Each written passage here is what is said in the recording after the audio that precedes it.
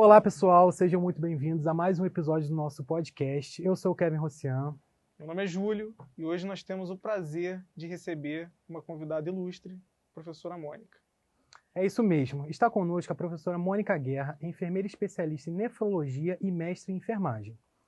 Atualmente atua como responsável técnica na Clínica Renal Mais e também como docente no Centro Universitário Unifeso, no curso de graduação em enfermagem.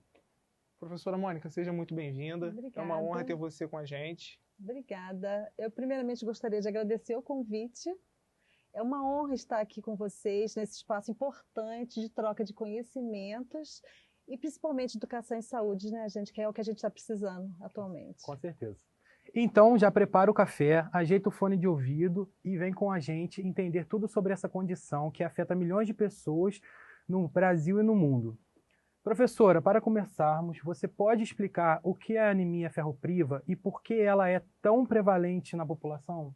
A anemia ferropriva é um tipo de anemia causada pela deficiência de ferro no organismo, que é um mineral essencial para a produção de hemoglobina, que é uma proteína presente nas hemácias, que são os glóbulos vermelhos, e são responsáveis por transportar oxigênio dos pulmões para todo o corpo. Quando o organismo não tem ferro suficiente, a produção de hemoglobina diminui. Então, com menos hemoglobina, o sangue carrega menos oxigênio. E isso leva aos sintomas típicos da anemia, como cansaço, fraqueza, tontura, falta de ar, palidez e queda no desenvolvimento físico e mental. Então, a anemia ferropriva é a forma mais comum de anemia no mundo. E isso se explica por alguns fatores. Baixa ingestão de ferro na alimentação, dificuldade na absorção de ferro, perdas sanguíneas crônicas, aumento da necessidade de ferro, fatores sociais e econômicos. Professora, a senhora conseguiria explicar para a gente quais os sinais e sintomas podem indicar uma possível anemia ferropriva? Sim.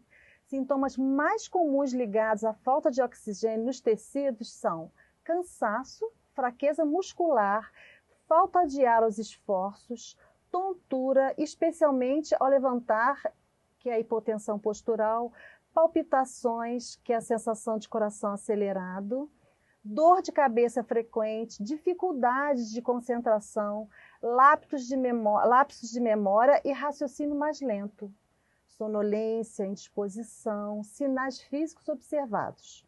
Palidez, principalmente na face, mucosas, principalmente nos lábios, gengivas e na parte interna das pálpebras. Unhas quebradiças também, ficam finas em formato de colher, quedas de cabelo, os fios ficam mais finos e fracos, pele seca, sem viço, língua lisa, dolorida ou avermelhada, rachadura nos cantos da boca. Sintomas mais específicos de deficiência de ferro, a gente pode falar até que uma palavra meio estranha, é pica, que é um desejo estranho de comer coisas não alimentares, como gelo, barro, é estranho, né? Tipo de amido de milho, um sinal clássico, especialmente em crianças gestantes. Também tem síndrome das pernas inquietas, desconforto à noite, com necessidade de mexê-las constantemente. Quanta coisa, né, gente? A gente tem muito indicativo dessa anemia. E atenção também aos idosos. A anemia pode se manifestar também com déficit de memória, que isso aí realmente é sério, desorientação, aumento do risco de quedas, agravamento de doenças crônicas, como insuficiência cardíaca, que é muito sério. Agora, falando na sua atuação, professora, por que a anemia é tão comum em pacientes com doenças renal crônicas? Isso aí é sério mesmo, foi ótima pergunta, Júlio. A anemia é extremamente comum em renais crônicos, na doença renal crônica. E isso acontece por alguns motivos bem específicos que se somam sempre. O principal deles é que os rins são responsáveis por produzir um hormônio chamado eritropoetina, que podemos chamar também de EPO. Esse hormônio é fundamental porque ele estimula a medula óssea, que é a principal substância, né, o hormônio para produzir as hemácias. e são células do sangue responsáveis pelo transporte de oxigênio. Então, quando os rins começam a falhar, como acontece na doença renal crônica, né, a produção de eritropoetina diminui, então a produção cai. Qual o resultado?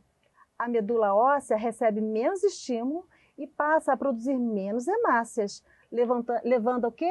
Ao que a gente está falando agora direto, que é importante falar toda hora, a anemia. Mas não é só isso. Os pacientes com doença renal também costumam ter uma deficiência de ferro, seja pela má absorção, que realmente pela doença estão inflamados, né? Seja pela perda sanguínea e pequenos sangramentos que acontecem, e inflamações crônicas, que são procedimentos, ou até a hemodiálise, que toda a hemodiálise eles perdem um pouquinho. Além disso, o ambiente inflamatório do organismo, pela doença renal crônica, dificulta tanto a produção quanto o aproveitamento de ferro. Por isso, a anemia, nesses pacientes, é considerada multifatorial. Envolve a falta de eritropoetina, a deficiência de ferro e até uma sobrevida menos das hemácias, que acabam destruindo mais rápido nesse contexto. E é exatamente por isso que o manejo da anemia na doença renal crônica é algo tão delicado e essencial para a qualidade de vida desses pacientes. Tem que ter um carinho, tem que ter uma visão diferente.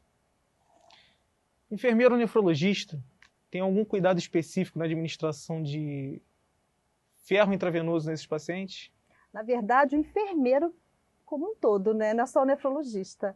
Sim, sem dúvida. A administração de ferro intravenoso em pacientes com doença renal crônica existe uma série de cuidados específicos. E o enfermeiro nefrologista ou qualquer outro enfermeiro tem um papel fundamental nesse processo. Primeiro, é importante entender que esses pacientes muitas vezes não conseguem repor ferro apenas por via oral, seja pela má absorção, pelos efeitos colaterais ou pela necessidade de uma reposição mais rápida e eficiente, especialmente durante a hemodiálise, porque a gente repõe durante a hemodiálise mesmo, na maioria deles. O enfermeiro precisa estar atento sempre em alguns pontos muito importantes. Avaliar os exames laboratoriais, que nós também avaliamos, não é só o médico. Monitoramento das reações adversas, alergias, né? O respeito a protocolo, nós temos protocolo de diluição, o tempo de infusão, que se for muito rápido, ele pode ter uma hipotensão severa, escolha do acesso adequado para evitar flebites, inflamação do vaso, educação do paciente, né? Tem que orientar, ele tem que ser orientado. Registros, comunicação. Portanto, nós enfermeiros, nefrologistas também, né? Não apenas executamos o procedimento, mas também planejamos, monitoramos, avaliamos os riscos e atuamos de forma fundamental na segurança do sucesso desse cuidado, que é muito importante. Excelente. A gente vai apresentar um caso clínico da professora. No nosso caso, a gente colocou a Maria, uma paciente de 64 anos, internada na clínica médica com diagnóstico provável de anemia ferropriva. Ela apresenta fadiga intensa, palidez, hipotensão postural, déficit de memória, além de baixa ingestão de ferro na alimentação e uso crônico de omeprazol, o que levanta a hipótese da má absorção. A equipe de enfermagem já identificou diagnósticos como fadiga, nutrição desequilibrada,